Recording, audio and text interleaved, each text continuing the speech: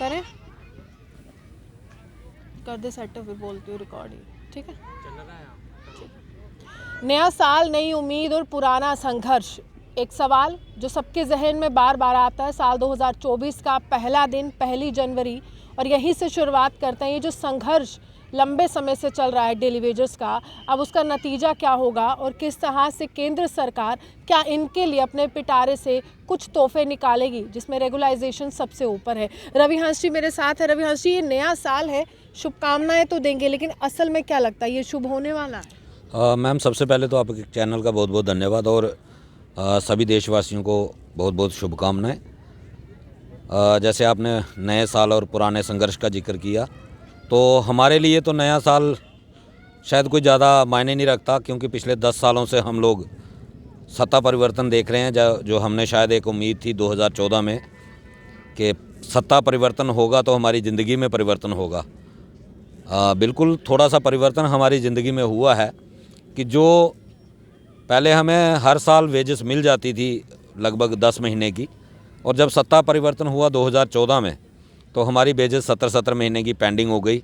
और देशभक्त सरकार के रहते, ईमानदार सरकार के रहते और मोदी सरकार के रहते, जो कि एक बहुत बड़ा नारा लगाया जाता है कि मोदी बहुत बड़े नेता हैं, हमारे देश का मान, मोदी है तो मुमकिन है। और मैं भी ये कहूँगा कि 17 महीने की वेजेस पेंडिंग रहना ये भी तभी मुमकिन है जब मोदी है तो मुमकिन है, इसमें कोई शक नहीं।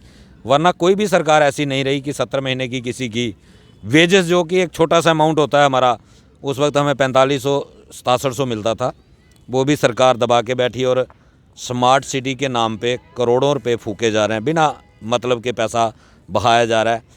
बड़े बड़े टनल्स बनाए जा रहे हैं जहां अननेसेसरी किसी की ज़रूरत नहीं। वहाँ भी मैं कहीं परसों ही एक जगह गया हुआ था किसी डिपार्टमेंट में, तो वहाँ पे डिपार्टमेंट के जो हेड थे वो कह रहे थे कि 5.5 करोड़ रुपया हमारे पास पड़ा हुआ है और हमें ऊपर से दबाव आ रहा है, इसको खर्च करो, हमें जगह नहीं मिल रही कि हम खर्च कहाँ करें। तो ज़बरदस्ती पैसा बहाया जा रहा है, जहाँ नहीं भी ज़रूरत है वहाँ बहाया जा रहा है। लेकिन जब आप डेली वेजर का पेंडिंग वेजेस की बात करेंगे तो हमारे उपराज्यपाल कहते हैं कि मेरे पास पैसा नहीं है, मैं पैसा कहाँ से लाऊं। ये डबल स्टैंडर्ड आज तक समझ नहीं आया। ये भी तभी मुमकिन है जब मोदी हैं, तो मोदी है तो मुमकिन है ये चीज़ें हो सकती हैं।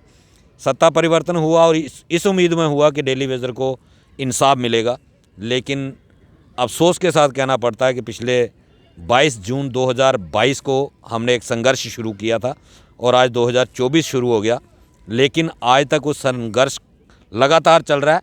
और पहली बार ऐसा हुआ है कि इतना लंबा संघर्ष लगभग 650 दिन से चल रहा है और आज तक उसकी सुनवाई नहीं हुई। ये भी तभी मुमकिन है जब मोदी हैं तो मुमकिन है, क्योंकि इतना लंबा संघर्ष कभी भी जो देश विरोधी सरकारें जम्मू कश्मीर में रही हैं, कितनी भी सरकारें रही जिनको भारतीय जनता पार्टी के लोग देश विरोधी कहते हैं और करप्ट सरकारें कहते हैं, लेकिन उन्होंने कभी इतना लंबा संघर्ष नहीं चलने दिया।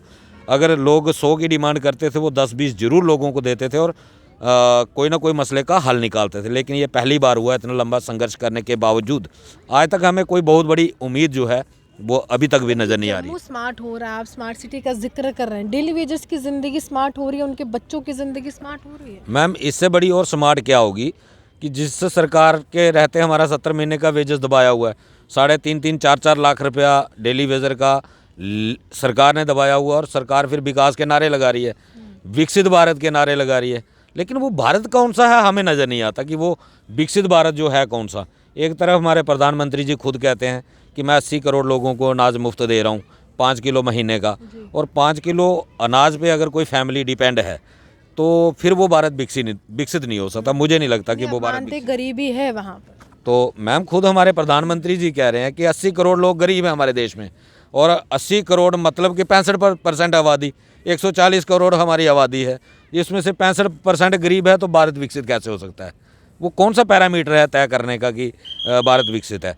दूसरी तरफ हमारे जम्मू कश्मीर की अगर बात करें, 30,000 रुपया प्राइवेट सेक्टर में कमाने वाला उसको BPL का राशन कार्ड मिलता है, 9,000 रुपया सैलरी डेली वेजर लेता है, उसके लिए BPL कार्ड नहीं है।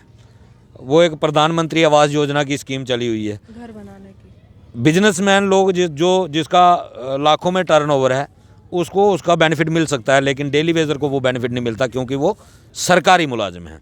जब सरकारी बेनिफिट देने की बारी आती है, जब हम सरकारी बेनिफिट की बात करते हैं, तब वो कहते हैं नहीं आप सरकारी मुलाजिम नहीं हो, आप डेली वेजर हो। जब सरकारी किसी स्कीम का लाभ लेने की बारी आती है, तब वो कहते हैं नहीं आप सरकारी मुलाजिम हो। मैम आज तक तो हमें खुद ये पता नहीं चल पा रहा कि हम सरकारी मुलाजिम हैं या नहीं हैं।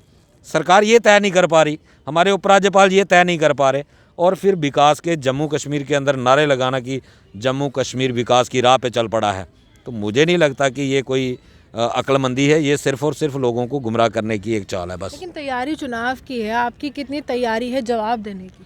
मैम हमारी तैयारी, शायद आपने पिछले दिनों देखा भी होगा, तो हमने शपथ का, जब म्यूनसिपल इलेक्शन का शुरू हुआ था थोड़ा प्रोसेस, तो हमने 2-3 जगह शपथ ग्रहण किया था कि हमारा कोई भी डेली वेजर साथी, कोई भी डेली वेजर का परिवार और उसका रिश्तेदार तब तक भारतीय जनता पार्टी को वोट नहीं करेंगे जब तक हमें रेगुलाइजेशन नहीं मिलती। तो जब 3 जगह हमारा शपथ का सिस्टम हुआ तो भारतीय जनता पार्टी की टांगें कांपना शुरू हो गई और उन्होंने आनन फानन में म्यूनसिपल इलेक्शन को कैंसिल करवा दिया, पोस्टपोन करवा दिया।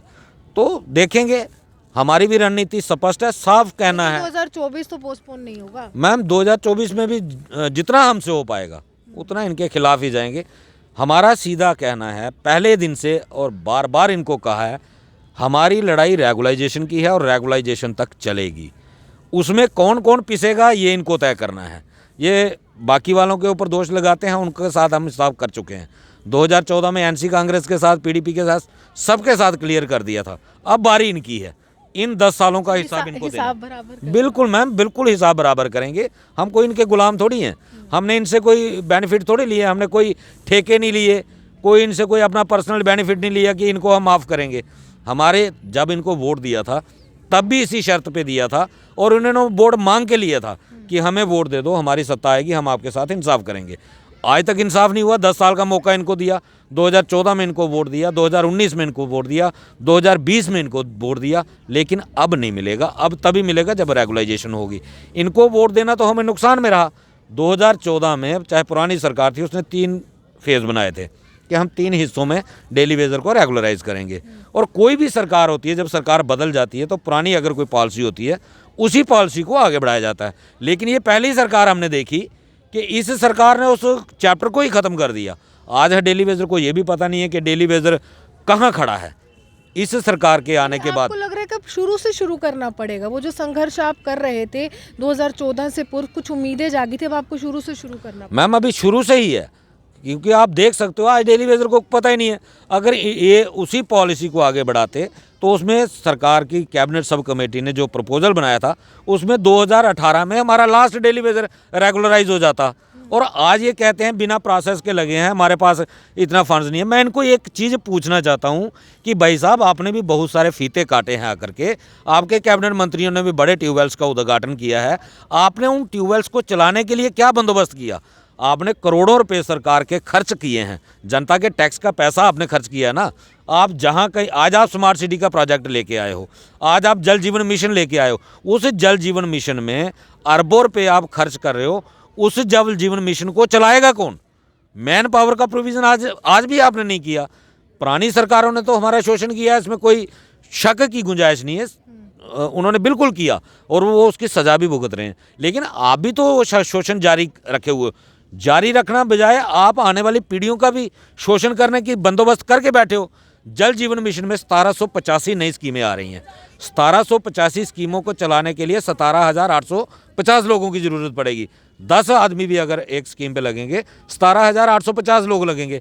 वो आने वाला जो हमारा न्यू जनरेशन है, वो 17,850 लोगों के गले काटने का बंदोबस्त इन्होंने आज से ही करके रख लिया है। ये किसी को कुछ देने वाले नहीं है। इसलिए अब जम्मू की जनता को तय करना है कि क्या जम्मू वालों को इनकी ज़रूरत है या नहीं है। तो मैं तो इसके लिए सबसे पहले तो एनसी, कांग्रेस, पीडीपी जितनी भी सरकारें पूर्व में रही हैं, वो लोग सबसे बड़े दोषी हैं। आज जो जम्मू कश्मीर की जनता भुगत रही है, वो चारों पार्टियां दोषी हैं। और शायद उनको बुरा लगेगा आज कि उनको क्यों दोष दिया जा रहा है। अगर वो लोग जम्मू वर्सेस कश्मीर ना करते, वो जम्मू का हिस्सा ना खाते, जम्मू का टारगेट ना करते, जम्मू को अगर प्रॉपर उसका राइट दे देते, तो बीजेपी जम्मू में नहीं आती। और अगर बीजेपी जम्मू के अंदर नहीं आती, आज ये जम्मू के लोगों का शोषण नहीं होता।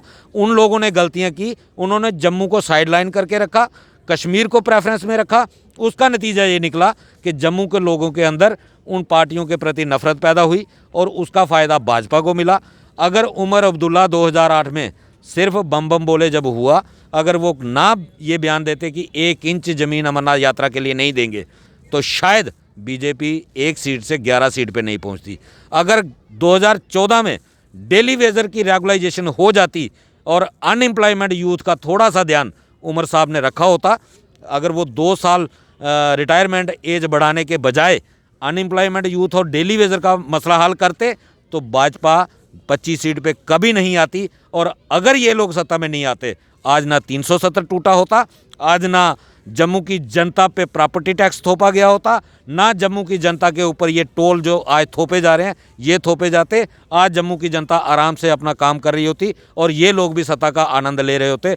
इनकी गलतियों की सज़ा जो है वो आज जम्मू की आवाम भुगत रही है। देखिए, साफ तौर पर आगामी समय चुनाव का है और वोट की चोट देने के लिए डेली वेजर्स पूरी तरह से तैयार है।